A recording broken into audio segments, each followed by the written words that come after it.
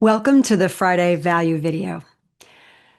In the last video, which was part one of this current series, we introduced the havoc and the harm that being stuck in sympathetic nervous system overdrive can cause, and the fact that you'll be unable to completely relax ever.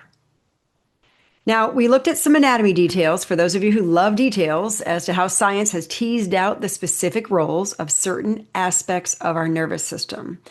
Brief reminder, it's your parasympathetic nervous system that provides your healing and repair mechanisms.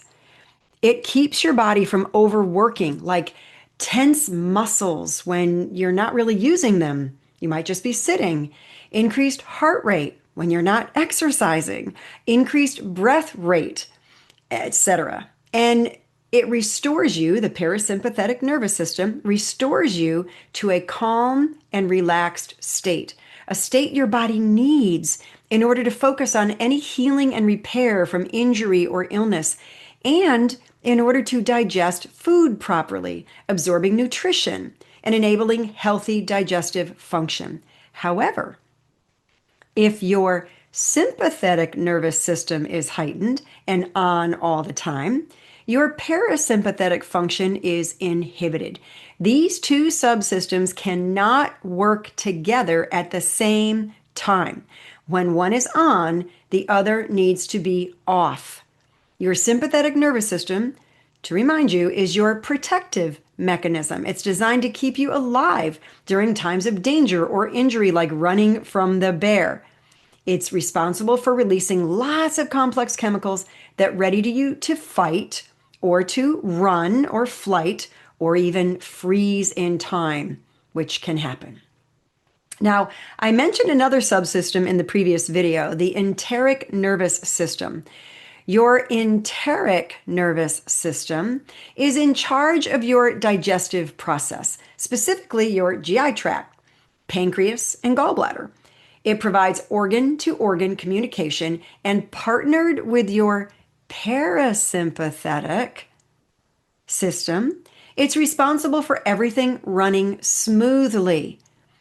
But when the sympathetic nervous system is in overdrive, guess what happens? Your digestion is put on hold, so to speak, which means it's not going to really be working. It's just not going to. When the sympathetic system is in overdrive, your parasympathetic system cannot trigger the release of all those wonderful chemicals that tell your body you're safe, it's time to relax, it's time to heal, it's time to digest. Your body's determined in the sympathetic system to stay alive at this point, and things like digestion and relaxation are not a priority when your life feels threatened. This is an example of being in a relaxed state, which means the parasympathetic is most likely in action. This is an example of being stressed and unable to relax and go to sleep. Are you stressed? Everybody has some sort of stress in their life, albeit some more than others. I've led a support group for women who've been abused for over 25 years. Some of us have some pretty traumatic history. However, the real issue is what to do about this sympathetic nervous system state that you may be kind of stuck in. Well, next week, I'm going to start talking about some effective strategies to promote parasympathetic function. And I'm giving you a little list right here to sort of give you a head start.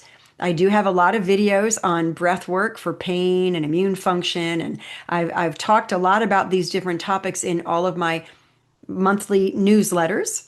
If you're not signed up to get the monthly newsletter, I would strongly encourage you to do so, because there's a lot of information in there that might just interest you and help you.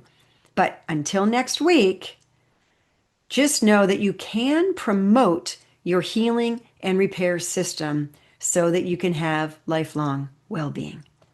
I will see you next week.